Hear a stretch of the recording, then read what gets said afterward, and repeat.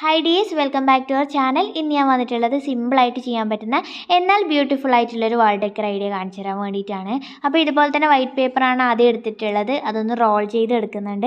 ഒരു സ്റ്റിക്കിൻ്റെ രൂപത്തിൽ ചെയ്തെടുക്കുന്നുണ്ട്. അങ്ങനെ 16 സ്റ്റിക്കുകളാണ് നമ്മൾ ചെയ്തെടുത്തിട്ടുള്ളത്. ഇനി അതൊക്കെ ഒരേ നീളത്തിലൊന്ന് കട്ട് ചെയ്തെടുക്കുന്നുണ്ട്. അതിനുശേഷം ഇതുപോലെ തന്നെ ഒന്നിൻ്റെ മേലേക്ക് മറ്റൊരു സ്റ്റിക്ക് വെച്ചിട്ട് ഒന്ന് ഒട്ടിച്ചു കൊടുക്കുന്നുണ്ട്.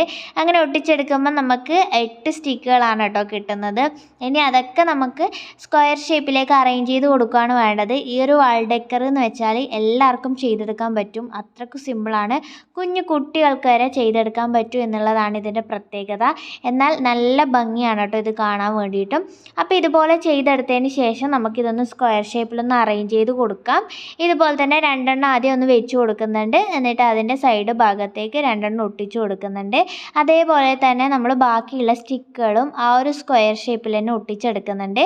അങ്ങനെ നമുക്ക് 2 സ്ക്വയർ ഷേപ്പുകളാണ് ഇവിടെ കിട്ടിയിട്ടുള്ളത്. ഇനി വേണ്ടത് ആ ഒരു സ്ക്വയർ ഷേപ്പിൻ്റെ മേലേക്ക് ഞാനിപ്പോൾ കാണിച്ചു തരുന്ന പോലെ ഒന്ന് ഒട്ടിച്ചു കൊടുക്കുകയാണ് കേട്ടോ ചെയ്യുന്നത്.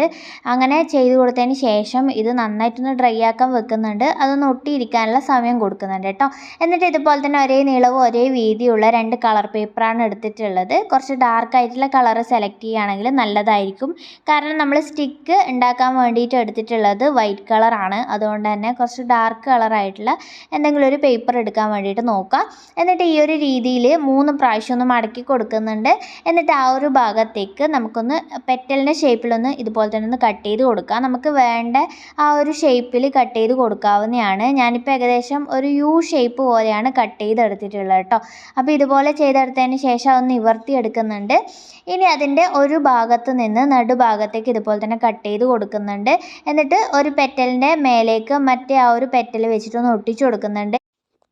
ഈ ഒരു രീതിയിൽ ഫ്ലവർ ചെയ്തെടുക്കുന്നത് ഞാൻ കുറേ വീഡിയോസിൽ കാണിച്ചിട്ടുണ്ട് കേട്ടോ. അപ്പോൾ ആ ഒരു മെത്തേഡിലാവുമ്പോൾ നമുക്ക് പെട്ടെന്ന് ചെയ്തെടുക്കാൻ പറ്റുമെന്ന് വിചാരിച്ചിട്ടാണ് ഞാൻ ഇത് തന്നെ ചെയ്തെടുത്തിട്ടുള്ളത്.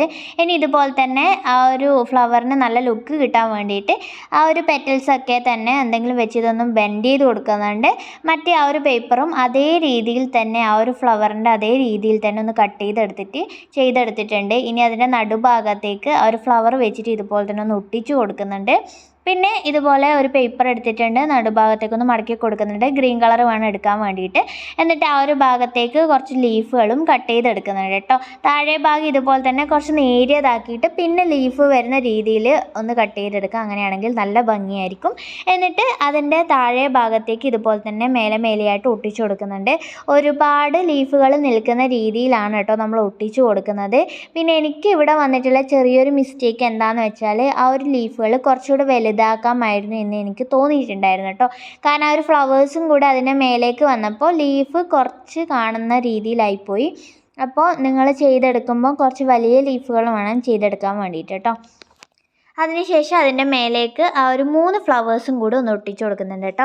അപ്പോൾ നമുക്ക് വേണ്ട രീതിയിൽ ഫ്ലവേഴ്സിൻ്റെ എണ്ണം കൂട്ടവും കുറക്കുകയൊക്കെ ചെയ്യാം. അപ്പോൾ ഇതാണ് നമ്മുടെ വാൾ ഡെക്കർ ഐഡിയ. അപ്പോൾ നിങ്ങൾക്ക് ഇഷ്ടമായോ ഇല്ലയോ എന്നുള്ളതൊക്കെ ഒന്ന് കമൻറ്റായിട്ട് അറിയിക്കുക. വീഡിയോ ഇഷ്ടമായ ലൈക്ക് ചെയ്യുക. ചാനൽ ആരെങ്കിലും സബ്സ്ക്രൈബ് ചെയ്യാത്തവരുണ്ടെങ്കിൽ ഒന്ന് സബ്സ്ക്രൈബ് ചെയ്ത്